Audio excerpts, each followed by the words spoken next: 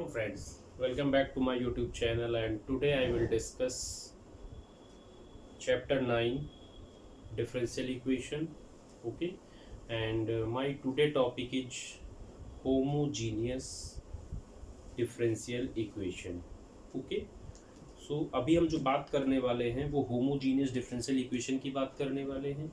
और homogeneous differential equation होती क्या है और इसे हम कैसे आइडेंटिफाई करेंगे कि ये इक्वेशन हमारी होमोजीनियस डिफरेंशियल इक्वेशन है। और अगर हम ये यहाँ पे आइडेंटिफाई कर लेंगे कि जो है ये होमोजीनियस इक्वेशन है तो हम इसे सॉल्व कैसे करेंगे, राइट। तो हम इसके बारे में डिस्कस करते हैं। तो चलिए यहाँ पर हम जो है एक एग्जाम्पल लेते हैं और उस एग्जाम्पल के थ्रू हम आपको ये बताते हैं कि होमोजीनियस इक्वेशन आखिर है क्या और उसे हम सॉल्व कैसे करेंगे। ठीक है, तो इसके लिए कुछ इंपॉर्टेंट पॉइंट है जिनको कि आप माइंड में रखिएगा। और बाकी आपकी इक्वेशन को हम जो है जो भी इक्वेशन आपकी होगी उसको हम बहुत इजी वे में आपको इजी लैंग्वेज में आपको हम एक्सप्लेन करने जा रहे हैं। तो चलिए देखिए, जैसा कि हमें मान लीजिए यहाँ पर एक इक्वेशन दी गई है। वो इक्वेशन क्या है? इक्वेशन है x square plus x y d y is equal to, ये गिवन है आपको x square plus y square into d x, right. ये इक्वेशन हमें दी गई है और हमको इस इक्वेशन को सॉल्व करना है। दूसरी चीज ये है कि हम यहाँ पर सबसे पहले आपको ये बताने वाले हैं कि आखिर होमोजीनियस इक्वेशन क्या है, कैसे आप उसे पता करोगे, कैसे आइडेंटिफाई करोगे कि वो होमोजीनियस इक्वेशन है। तो इसके लिए एक मेथड है, उस मेथड को आपको फॉलो करना है। आप उस मेथड को फॉलो करेंगे तो आपकी जो होमोजीनियस इक्वेशन है उसे आप आइडेंटिफाई कर सकते हैं। ठीक है, क्योंकि आप जब डिफरेंशियल इक्वेशन सॉल्व करते हो तो आपके सामने टारगेट आता है। आपको इक्वेशन अगर दी जाएगी तो आपको सबसे पहले जो देखना हो कहीं वो लीनियर कहीं आपका वो जो है फर्स्ट डिग्री फर्स्ट ऑर्डर की इक्वेशन तो नहीं। जैसा कि मैंने प्रीवियस वीडियो में मैंने आपको डिस्कस किया था कि जो है जो भी इक्वेशन आपकी है अगर वो वेरिएबल सेपरेबल के कॉन्सेप्ट से हो रही है तो उसे आप उससे करना होगा।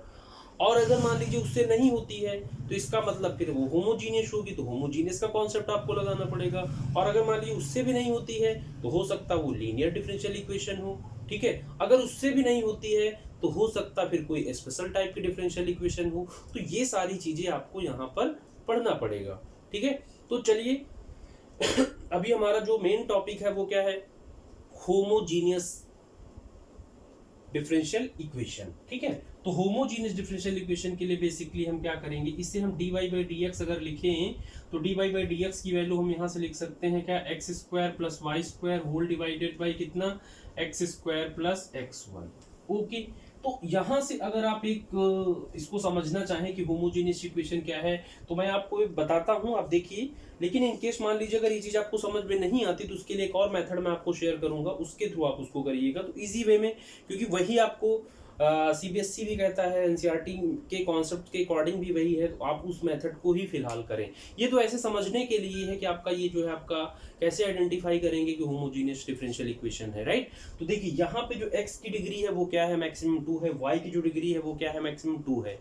ओके, यानी कि न्यूमरेटर की जो हाईएस्ट डिग्री है वो 2 है, राइट। अब देखिए डिनोमिनेटर में आइए, डिनोमिनेटर में यहाँ x की जो हाईएस्ट डिग्री है वो 2 है और यहाँ पे x की 1 है, y की 1 है। लेकिन आपको पता है जब इनटू होता है तो पावर्स ऐड होती हैं, लेकिन x और y अलग अलग वेरिएबल ऐड नहीं होंगे। लेकिन हमें समझना है होमोजीनियस को, तो इसलिए हम इसकी पावर को ऐड करेंगे तो डिनोमिनेटर भी हमारी जो है डिग्री है वो क्या आ जाएगी, वो 2 आ जाएगी। तो न्यूमरेटर और डिनोमिनेटर की अगर डिग्री सेम होती है तो उसे हम होमोजीनियस डिफरेंशियल इक्वेशन कहते हैं। लेकिन ये मेथड कोई प्रूविंग में नहीं है, सटीक मेथड नहीं है, तो इसके लिए आपको मैं बता रहा हूं इसको आखिर कैसे शो करेंगे, राइट। तो सबसे पहला काम आप क्या करोगे, आप इस चीज को लेट करोगे, let f x comma y is equal to x square plus y square whole divided by x square plus x y. ये मेथड मैं आपको बता रहा हूँ, ये आपने इसे लेट कर लिया। आफ्टर दिस आपको क्या करना है, यहाँ पे पुटिंग करनी है। क्या चीज पुट करनी है, पुट करना है x इज इक्वल टू आपको यहाँ से lambda x and y is equal to आपको पुट करना है लैम्डा y। इस इक्वेशन में आपको x के प्लेस पे लैम्डा x और y के प्लेस पे लैम्डा y आपको पुट करना है। तो इसके अकॉर्डिंग आपको क्या मिलेगा, ये हो जाएगा लैम्डा x कामा हो जाएगा lambda y is equal to x के प्लेस पे आप लैम्डा एक्स कर रहे हैं, दैट इज हमारा क्या आएगा लैम्डा स्क्वायर एक्स स्क्वायर, और वाई के प्लेस पे हमारा क्या जाएगा lambda square y square whole divided by यहाँ पर एक्स स्क्वायर, दैट इज यहाँ पे आप इसको लिख सकते हैं एक्स का वैल्यू ये हो जाएगा x square lambda square x square, और यहाँ एक्स के प्लेस पे लैम्डा एक्स, और ये हो जाएगा आपका लैम्डा वाई। ठीक है, अब देखिए इसको अगर हम सॉल्व करें तो न्यूमरेटर से लैम्डा स्क्वायर हमारा कॉमन है, और ये x square plus y square मिलेगा। डिनोमिनेटर में देखिए lambda square x square plus lambda square x y, यहाँ से भी आप लैम्डा स्क्वायर कॉमन करेंगे तो आपको मिल जाएगा x square plus x y. ठीक है, अब आप देखिए यहाँ लैम्डा को कट नहीं करेंगे, इसको आप इसके पास लेकर जाएंगे तो इसे लिख सकते हैं लैम्डा पावर 0, और ये जो चीज लिखी है वो क्या है एफ एक्स कामा वाई ही है, राइट। तो यहाँ पर आपने देखा कि ये रिजल्ट हमारा कहने का मतलब जो है F lambda x comma lambda Y का जो वैल्यू है हमने उसे सिंप्लीफाई किया, और यहाँ जो लैम्डा की पावर है जो लैम्डा की डिग्री है अगर वो 0 आती है, अगर वो 0 आती है तो हम ये कह सकते हैं कि हमारी जो डिफरेंशियल इक्वेशन होगी वो होमोजीनियस डिफरेंशियल इक्वेशन होगी, दैट इज द कॉन्सेप्ट। ये आपका एनसीईआरटी के अकॉर्डिंग है, तो इसको आपको करना है, राइट। तो देयरफॉर यहां से आप बोल सकते हैं it is homogeneous differential equation.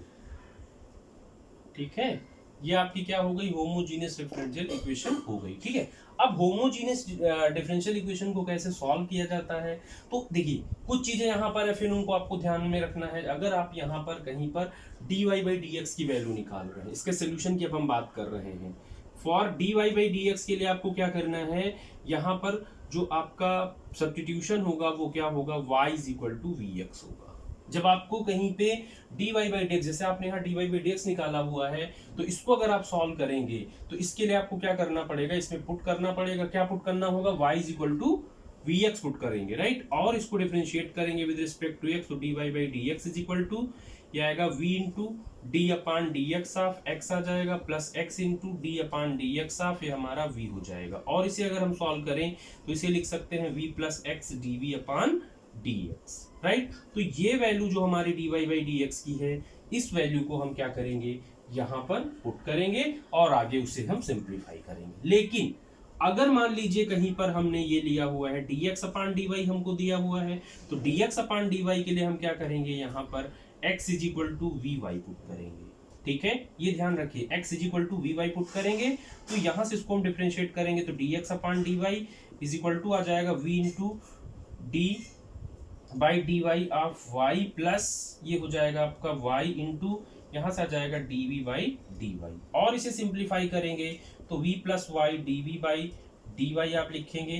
तो मान लीजिए अगर कहीं पर आपको ये गिवन है, राइट, तो आप क्या करेंगे वहां x की प्लेस पे वी वाई पुट करेंगे, और जो आपका dx अपान डी वाई होगा वहां पर आपको ये पुट करना होगा। तो ये मेथड है, ओके। इस तरीके से आप इसको आइडेंटिफाई करोगे कि ये लिए आपका जो होमोजीनियस डिफरेंशियल इक्वेशन है। दूसरी चीज रही बात उसे सॉल्व करने की, तो सॉल्व करने के लिए आपको मैंने ये दो चीजें बताई, इसके अकॉर्डिंग आपको सॉल्व करना पड़ेगा। ठीक है, तो चलिए आखिर हम इसको सॉल्व करके देखते हैं, सॉल्व करके आखिर इसका सोल्यूशन क्या होगा। तो हमने यहाँ पे आइडेंटिफाई कर दिया कि ये जो इक्वेशन हमारी क्या है होमोजीनियस डिफरेंशियल इक्वेशन है, ठीक है। और ये तो हमने आपको एक मेथड बताया है, तो इस मेथड को आप जो है ध्यान रखिएगा, ओके। अब चलिए इसके सोल्यूशन को हम देखते हैं।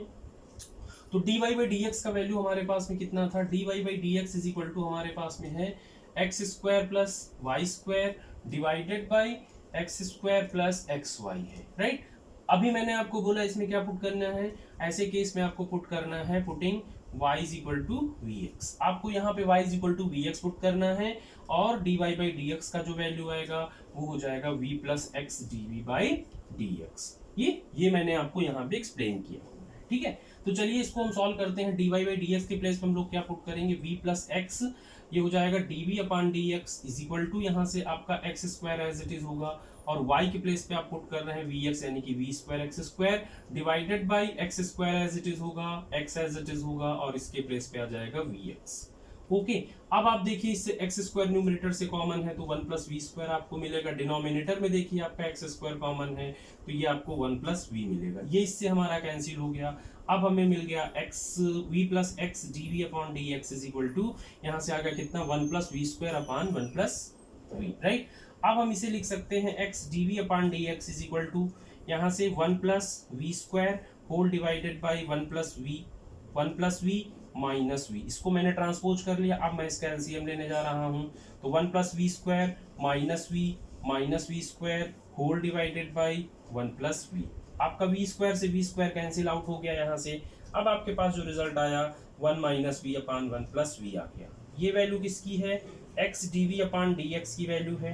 ठीक है, अब यहाँ से देखिए वो मेथड लगेगा जो मैंने आपको प्रीवियस वीडियो में डिस्कस किया है।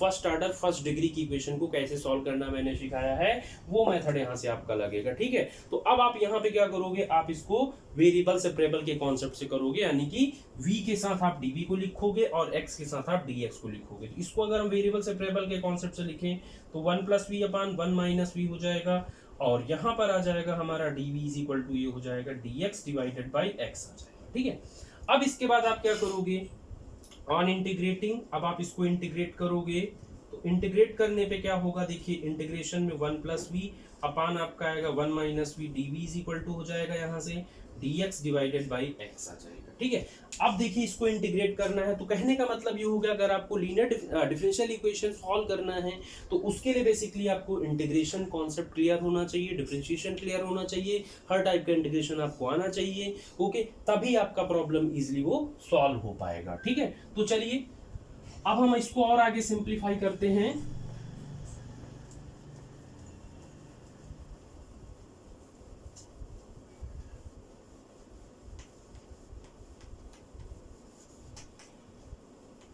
ओके, तो चलिए इसके आगे देखिए ये हमारा है, इसको हम सॉल्व करेंगे यहाँ से। तो इसको क्या लिखेंगे, अब ये आप अगर देख रहे हैं यहाँ से, तो ये आपका कैसा फ्रैक्शन है, एक प्रॉपर होता है एक इम्प्रॉपर होता है, ये इम्प्रॉपर फ्रैक्शन। तो हम क्या करेंगे, इसको पहले प्रॉपर बनाएंगे।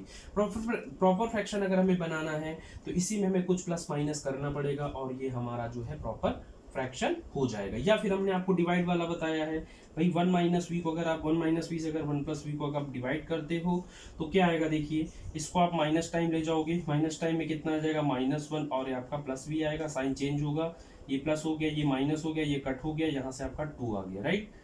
ओके, तो कुल मिला के हम इस चीज को क्या लिख सकते हैं, इस चीज को हम लिख सकते हैं माइनस में 1 प्लस यहाँ पे आपका रिमाइंडर कितना है 2 और डिवाइडेड बाय क्या हो गया 1 माइनस वी। हम इस तरीके से इसको लिख सकते हैं डिवाइड करके, ये dv हो गया और इज इक्वल टू ये हमारा कितना हो जाएगा dx अपान x आ जाएगा। ठीक है, अब देखिए इसको इंटीग्रेट कर लीजिए तो इसे लिख सकते हैं माइनस में 1 dx यहाँ पर आ गया, सॉरी 1 dv आ जाएगा हमारा, और प्लस ये कितना हो जाएगा 2 कांस्टेंट है 1 अपान 1 माइनस वी, और आपका ये dv हो जाएगा इंटीग्रेशन, ये हमारा dx अपान x आ जाएगा।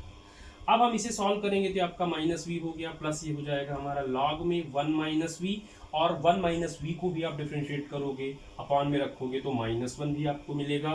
ठीक है, इज इक्वल टू यहाँ पर आ जाएगा हमारा log x। ठीक है, दूसरी चीज क्या है, अब यहाँ पे हमें क्या करना है, कांस्टेंट ऐड करना है। तो कांस्टेंट ऐड करने के लिए आपको यहाँ पर ये देखना है, अगर मैक्सिमम log के टर्म है तो कांस्टेंट log c ऐड करोगे, अगर ऐसे मान लीजिए आपके पॉलिनोमियल में है तो वहाँ पे c ऐड करोगे, और अगर tan इनवर्स में सारे टर्म होंगे तो tan इनवर्स c ऐड करोगे। इस तरीके से यहाँ पे आपको कांस्टेंट ऐड करना होगा, तभी आपका जो है आंसर मैच करेगा। ठीक है, और इन केस मान लीजिए अगर आंसर थोड़ा सा मिसमैच होता है तो उसके लिए आपको परेशान नहीं होना, बिकॉज वही बात हो गई कि वो क्या सब्स्टिट्यूट कर रहे हैं और आप क्या उसको सी को सब्स्टिट्यूट कर, वो कांस्टेंट होता है, उससे कोई फर्क नहीं पड़ता है। ओके, तो ये चीज आपको यहाँ पे करनी है। तो चलिए देखिए हम यहाँ पे मान लीजिए suppose that plus log c he add कर दे रहे हैं, राइट।